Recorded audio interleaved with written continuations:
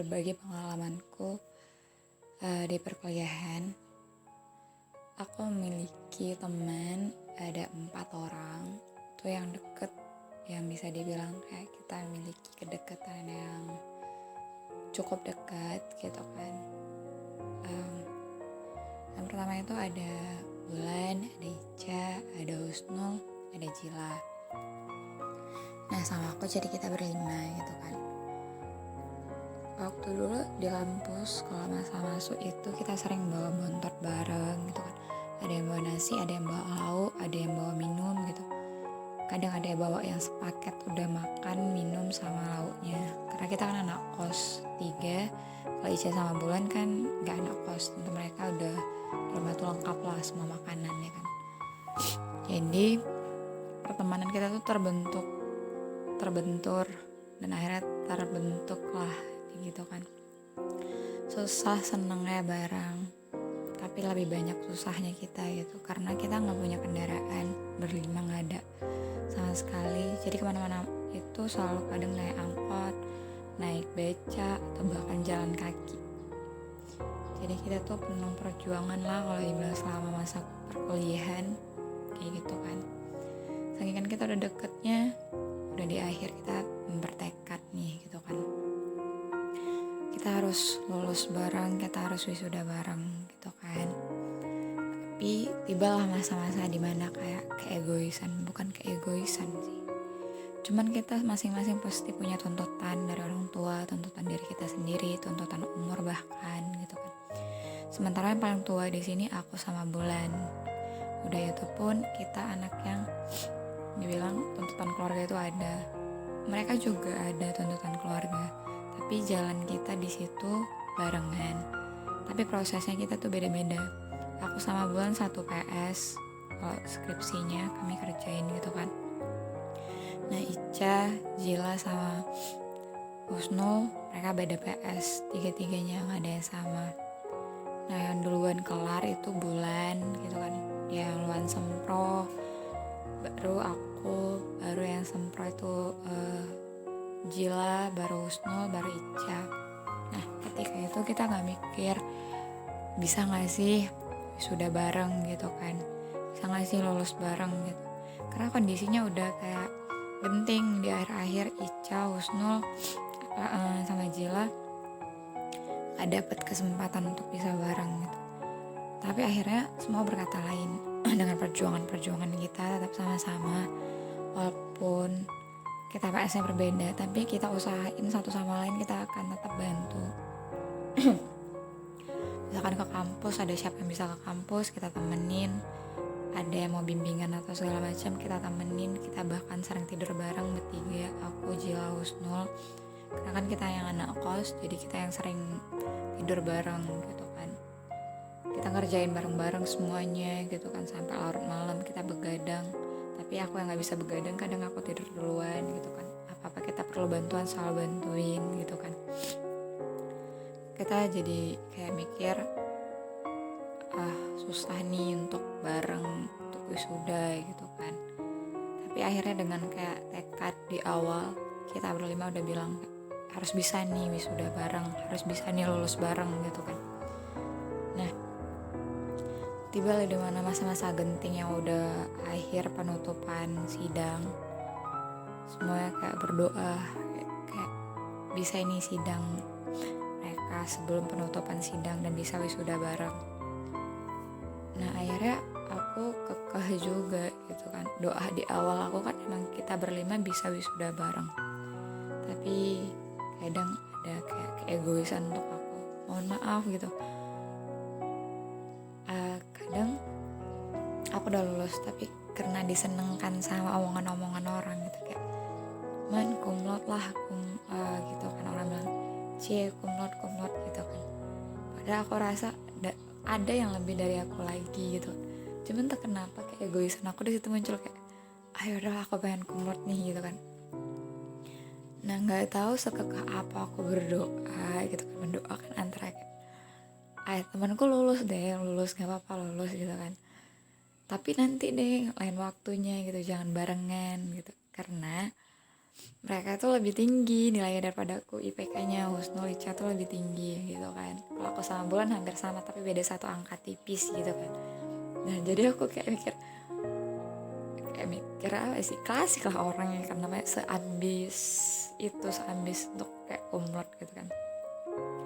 Sempet lah kayak aku mikir wah gitu kan, ya kali ini kasih aku kesempatan untuk kumlot, kali ini kasih aku kesempatan kayak untuk aku yang terbaik untuk orang tua aku gitu. Padahal mereka juga kan pengen yang terbaik untuk orang tuanya. Aku minta kayak berilah mereka waktu yang kayak jangan barengan sama aku gitu, di lain waktu yang lain gitu kan, biar kita mendapatkan momennya masing-masing gitu kan. Tapi temenku kayak udah kayak sedih gitu kan, kalau sama pemain gimana nih apa segala macam, PS-nya nggak bisa di ngasih tanda tangan segala macam gini-gini, udah cerita sedih gitu. Nah aku yang kadang ada punya power untuk gimana ya, sama dosen sedikit lah gitu kan, tapi bisa masih aku gunain gitu. Jadi kayak dia sedih gitu, aku merasa kayak mikir lagi gini kan, wah ini gimana ya gitu kan. Sementara kayak udah diuji gitu antara keegoisan lo sama harapan lo sama doa lo gitu, lo pilih yang mana gitu, mau nurunin egomu, nolongin temanmu, atau masih kayak bertahan sama impian lo yang pengen kumlot itu. Nah ternyata Tuhan juga nggak menutup kemungkinan gitu ya kan, di antara kalian nggak kumlot kok ada yang lebih sementara gitu kan. Sementara kan itu satu fakultas gitu, dilihat dari sejurusan juga kayaknya ada yang lebih tinggi gitu kan. Jadi aku kayak merasa tujuan di awal aku kan ya udah kita berlima nih pengen wisuda bareng gitu kan. Lo tepiskan itu semua, nggak ada tuh di pikiran lo semua, nggak ada tuh semua di pikiranku itu kayak ya udahlah hilang gitu kan. Nggak berusaha bantu tetap gitu kan, dengan seizinnya Allah pasti gitu kan. Gue tetap berdoa gitu, semoga teman-temanku dimudahkan segalanya gitu kan, biar bisa kita wisuda bareng. Dan akhirnya finally we did it, kita semua bisa wisuda bareng, dan mereka akhirnya sidang dan lulus alhamdulillah. Jadi kayak seneng kita semua gitu karena bisa wisuda bareng gitu. Yang awalnya udah kita pikir kita bisa wisuda bareng, tapi di pertengahan kita goyang lagi karena kayak lihat kondisi kita masing-masing kayak yang memungkinkan gitu. Tapi akhirnya kita bisa wisuda bareng berlima, ini impian kita gitu kan. Akhirnya gitu kita bisa. Sebelum ke sidang kan kita ada juga kompri, namanya kalau di UIN itu komprehensif gitu, menguji semua mata pelajaran selama beberapa semester itu. Cuman gak semua sih, ada beberapa kategori yang diujiankan. Nah itu kita bisa bareng. Nah itu juga kayak aku ada sedikit power yang bisa aku gunain gitu kan. Jadi aku mengusulkan ke jurusan bahwa kami dikomprikan bareng gitu berlima, jangan dipisah. Dan kami juga bisa kompri bareng pertama kali dalam stambuk kami pembukaan gitu kan, dan itu online daring gitu kan. Dan pertama kali juga kami lulus untuk pemacu teman-teman semua biar ikut kompri gitu kan. Dan akhirnya kita lulus juga kompri, sempro semua menjalani dengan baik, walaupun kita udah ada yang gak lengkap di awal. Sempro Bulan, sempro aku, sempronya Husnul sama Jila kita lengkap. Tapi tiba udah ke Ica, Bulan yang gak ada karena Bulan udah pulang kampung kan. Tapi nanti setelah itu dia balik. Nah di sidang yang gak ada aku gitu, karena aku udah di sini di kampung kan, kita gak bisa bareng. Tapi bagi aku pertemanan itu gak diukur kayak gitu. Kadang kan ada masa-masa saat-saat kayak teman kita tuh gak bisa hadir, gak bisa jadi tolak ukur kayak gitu. Pertemanan itu caranya luas gitu. Jangan kayak temanku nggak datang berarti dia nggak temanku, berarti dia nggak mikirin aku, berarti dia nggak berjuang untuk aku. Bagi aku enggak. Cuman aku nggak tahu untuk teman-temanku yang lain. Tapi aku berusaha tetap menghadirkan aku di sana, memberikan sesuatu bagi mereka yang walaupun harganya nggak mahal, tapi bagi aku memberikan hal itu ya setidaknya kehadiranku nggak ada, aku ya merasa bersalah. Cuman itu bukan untuk jadi pertemanan kita jadi jauh, enggak gitu kan, karena kita juga punya kesibukan masing-masing, kita harus mengerti satu sama lain. Dan dalam pertemanan aku sendiri, aku nggak mengkotak-kotakan siapapun gitu. Kalau mereka ada kepentingan masing-masing, terserah gitu kan, karena kita juga bukan kita hidupnya berlima ini doang, ada kehidupan kita yang lain gitu kan. Nah, akhirnya kita bisa berlima wisuda gitu kan, dari susah payah yang kita jalanin gitu kan. Tapi dibalik itu semua, gak semua orang suka lihat kita berlima gitu. Karena kenapa? Why?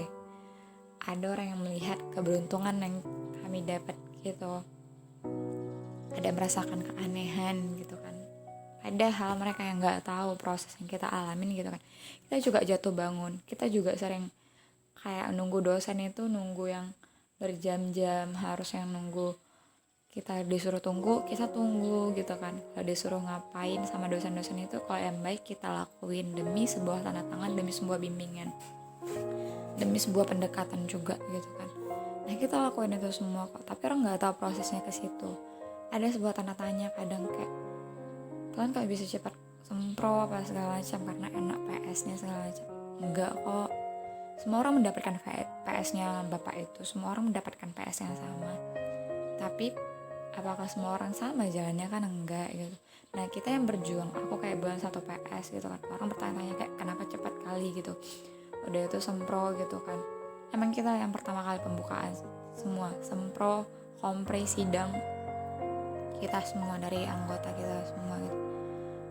Cuman kan kita punya privilege, kita punya dibilang keistimewaan ada, cuman gak banyak, tapi itu kita manfaatin gitu kan, dengan cara kita juga berusaha, bukan kita menampung tangan untuk kayak dikasihani, enggak gitu.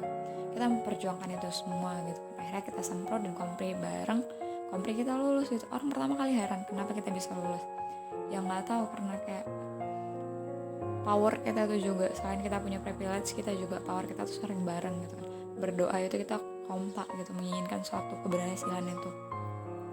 Kita sholat gitu, kita bareng tahajud apa segala macam, kita berdoa gitu kan, mohon segala suatu kebaikan-kebaikan pada hari-hari setiap yang kita jalani gitu. Dan kita akhirnya lulus gitu kan. Orang-orang heran, mungkin yang gak banyak bertanya sama aku, cuman ada kayak gitu kan. Nah, waktu mereka sidang Ica, Jila, Husnul, di situ orang ada yang tanda tanya, adalah beberapa, kenapa mereka bisa sidang tapi namanya nggak keluar di dalam grup besar gitu kan. Ada apa sama mereka, ada apa, dan terus disangkut pautin sama aku sama Bulan, ada apa gitu. Kayak yang aku pikir orang-orang nggak perlu tahu lah dibalik itu semua ada apa gitu kan, yang kita jalanin gimana gitu kan. Yang bagi kita yang terpenting kita udah menjalani proses itu, dan kita berhak kok dapet itu gitu kan. Dan akhirnya kita bisa wisuda bareng gitu. Ada banyak hal yang gak perlu orang-orang tahu gimana caranya kita menghadapi segala sesuatunya itu, dan tiba-tiba kita udah sukses aja gitu kan. Nah, yang terjadi di antara kalian berlima gitu.